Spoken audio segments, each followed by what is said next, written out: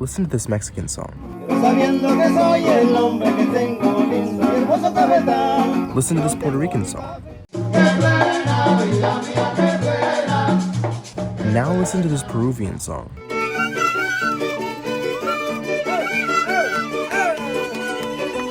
Why did that sound so different from the previous two Latin American songs? Well, in short, Andean music is based on a completely different foundation of music theory than most other Latin American music. Rather than being based on European music theory, Andean music is rooted in Indigenous American music theory. No matter how many harps, violins, saxophones, or guitars you see, don't let these European instruments fool you.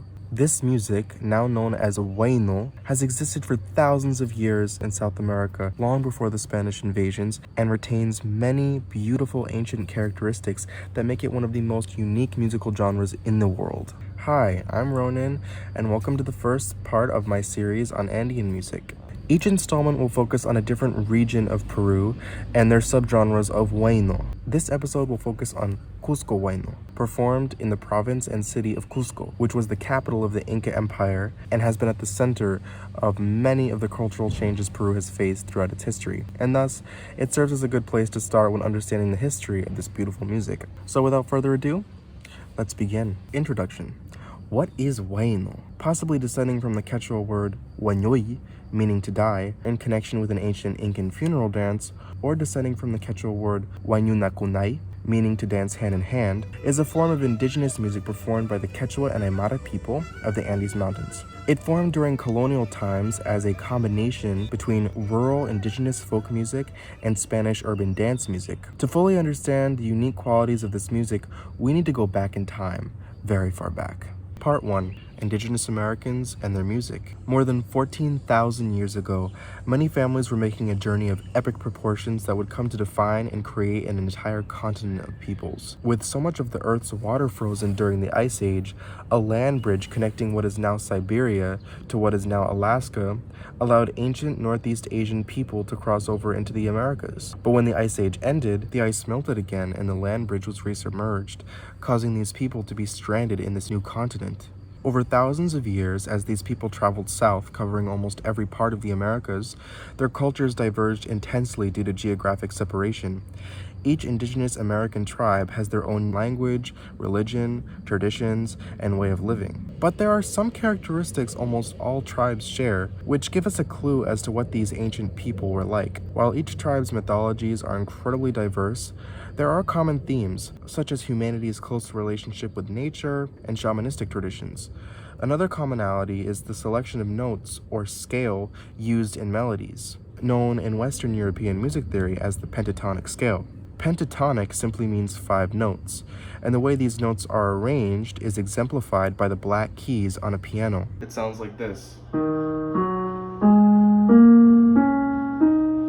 Most indigenous ethnic groups, including the Quechua of the Andes, sing and play melodies in a 5-note scale that mostly conforms to a pentatonic-like structure. All of the following musical examples use the pentatonic scale. Moren meu mongen, more pain. Moren meu mongen, more pain. Fatima pro meu, facantanga. Fatima pro meu, facantanga. Moren meu dongu, faple maita pinginya puen. Moren meu dongu, faple maita pinginya puen. Mari. Matuji na bukika ya no kibi kirboika rebo chamani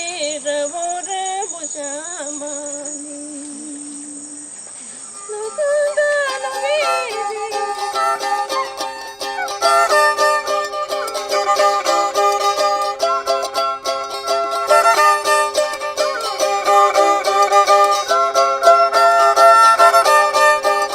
Mace pale chaka, mace pule chaka, alakata woya pun, alakata woya ma, ale mana kau, ale na wacha.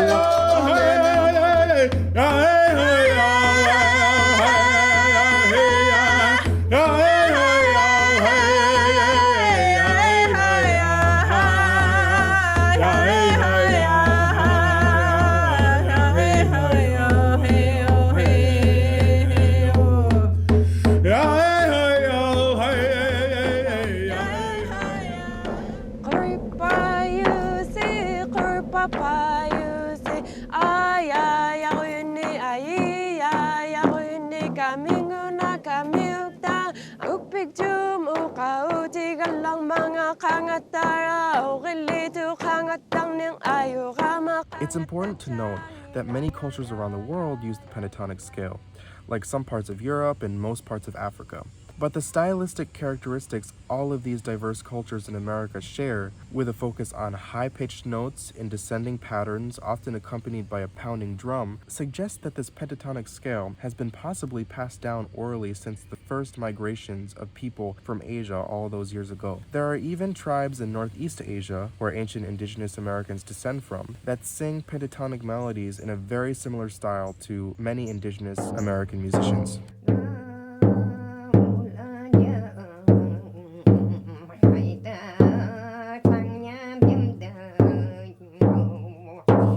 All of this suggests that the pentatonic scale is one of Huayno's oldest and most important characteristics that stretches thousands of years back in history. Any discussion of its ancient origins are in the realm of speculation, but something we know more concretely is what the music of the Quechua people sounded like in the Middle Ages, before Spanish influence, which leads us into Part 2, Incan music.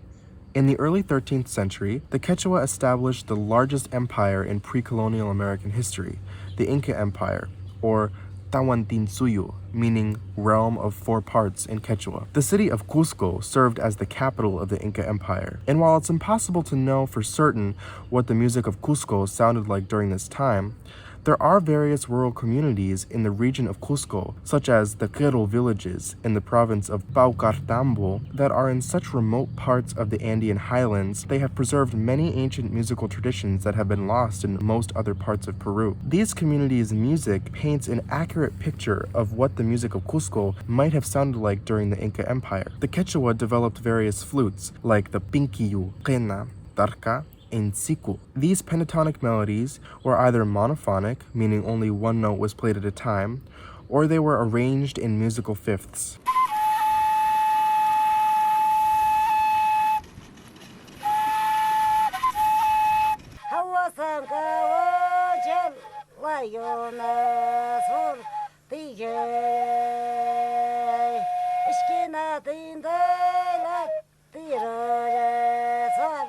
Like in most cultures with music that focuses on a melody, a more tight, higher-pitched nasal tone was preferred, allowing for beautiful, intricate ornamentation in the voice.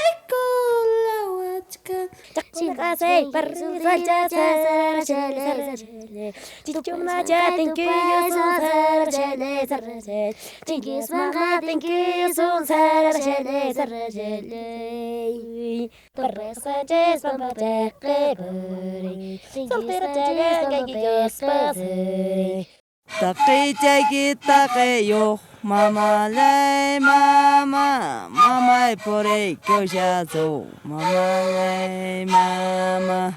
Somak pastor maskasba, mama lay mama, mama pore koshazo, mama lay mama. Kimunas kaiwan pasar gonaiba, palmito jay, kiwayos kaiwan pasar gonaiba, palmito jay. Así que chanda, ay me lloré muy, palmito jay, agañar simba, salsi maguilla, palmito jay. All of these characteristics are a stark contrast to Part 3, European music. We need to understand that European traditional music uses a diatonic scale, meaning 7 notes, and is largely based on polyphony, or harmony. This means 3 notes being played simultaneously underneath the melody. There is a stress on tonic and dominant chord relations. For example, a European song would start on the tonic chord, move to the dominant chord, and ultimately want to resolve back to the tonic chord.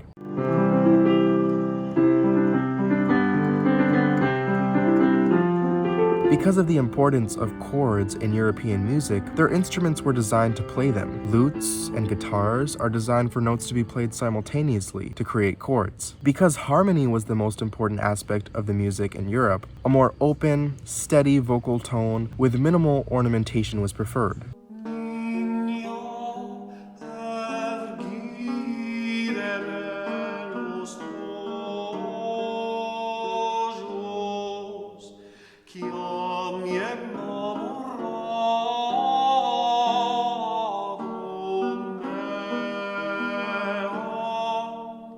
These widely different musical sensibilities would come clashing into each other during the European invasions of the American continent, starting in 1492 and ending in 1800, which leads us into Part 4, Conquistadors and Cultural Adaptation. The Spanish conquest of the Inca Empire in 1533 was violent, unfair, and evil. Like most Europeans at this time, the Spanish conquistadors sought to abuse the indigenous people's labor by forcibly marrying into the elite and trapping the common person into servitude, while at the same time draining the resources of their land and the riches of their culture. The Spanish attempted to eradicate and discourage indigenous culture in a plethora of disgusting ways. And through all of this suffering and hardship, the strength and intelligence of the Quechua people allowed many aspects of their culture to survive and adapt. Their music is a wonderful example of this. As we discussed before, European music is harmonic, and with the introduction of lutes, such as the early Spanish guitars, the Quechua needed to adapt their pentatonic melodies to fit this new chord form. So, what chords can you make with a pentatonic scale? Well, we can make a minor chord,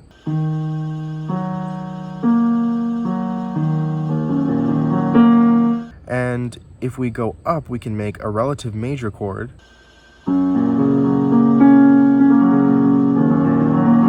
we can't make a dominant chord like with diatonic European music because we don't have enough notes.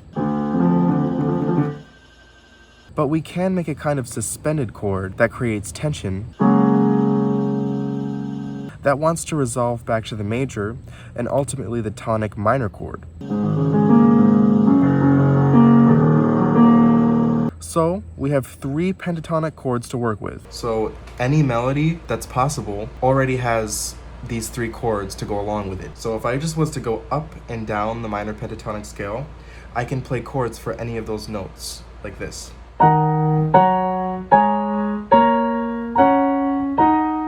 Down the scale.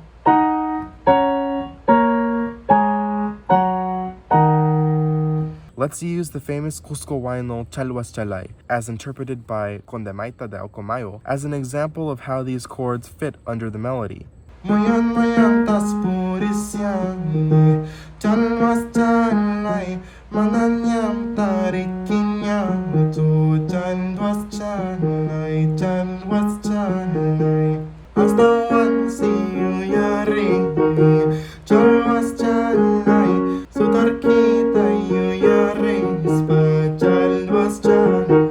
Already we see the beginning formation of modern-day Huayno music.